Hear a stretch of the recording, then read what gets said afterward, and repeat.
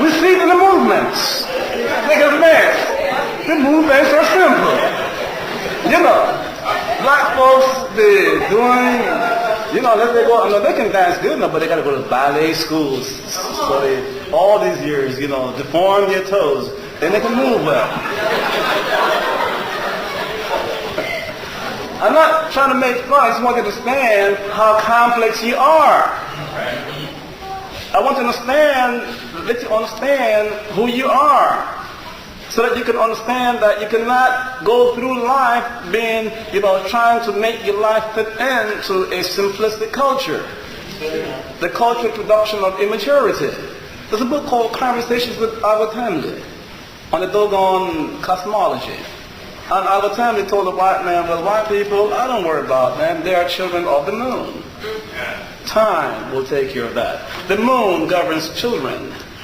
You know, the early part of the life. You know, the moon, as symbolic of that part of the mind, is below that which Ra, or Osir. The moon is the ninth sphere. Osir is the first sphere. Sphere far above, you see? So, when you are Osir, who is Osir? Osir is God-man, but let's break that down. Okay? When we study the Kabbalah teaching, we find that they say people are not expected to have one personality.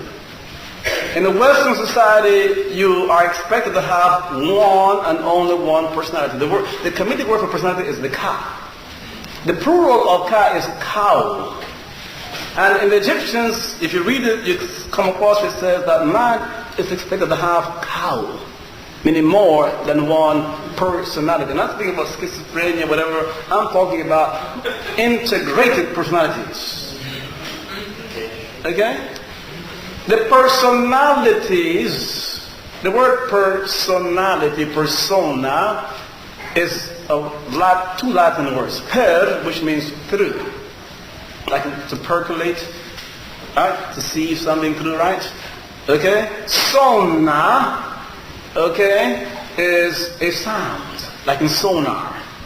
So persona, or person, literally means sounding through.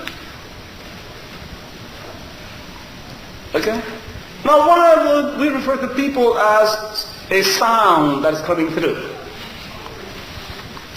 Now, John, wrote in the New Testament, it said, quoting from Kemetic sources and Hindu sources, said that in the beginning was the Word.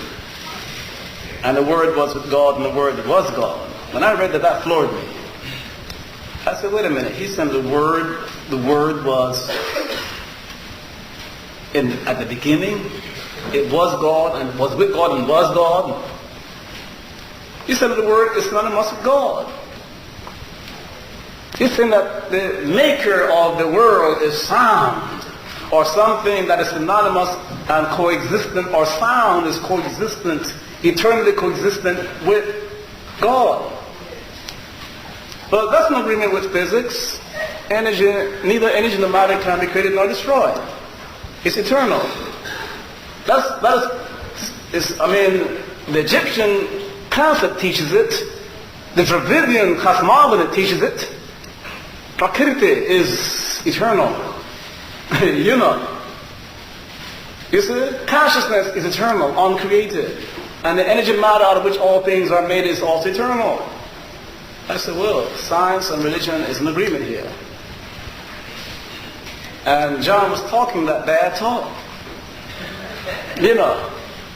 And the Word became flesh, That's an English way of saying to incarnate, because carne means meat, flesh. If we say, I have incarnated, say, I have come into flesh. The Word became flesh. The Word came to dwell among men. But that's what the word personality is saying. It's saying a word that has come in and through flesh. That's what you are. A word that has become flesh. Of course, John tried to restrict the word to one word, Jesus. you know, and so forth. But Jesus himself said, all the same, things that I'm doing, you shall all do it, and greater things even. It's there in the Bible, right? Why? Because Jesus was acting in the likeness of God. He was using spiritual power. And he told you, he said, look, you should do all the same thing. So my question is then, why isn't the Christian church teaching people how to use the spiritual power? And then how come when black people use it, you're practicing witchcraft and voodoo?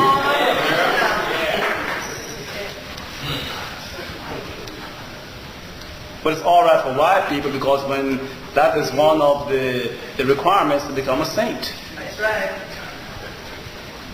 Okay?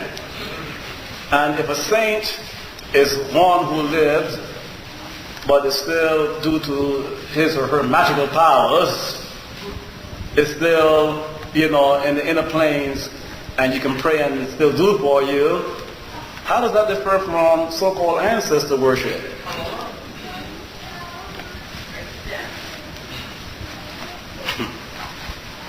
Okay, so if these things are true, then go to Ghana and Nigeria, because they do much better. You know. Okay? But moving along, I want you to understand here is that this word, you know, when we look into what is this word, and we look enough to the literature, if you understand that divine revelation is not one race or one ethnic groups or one little group in the world's property, you know, nobody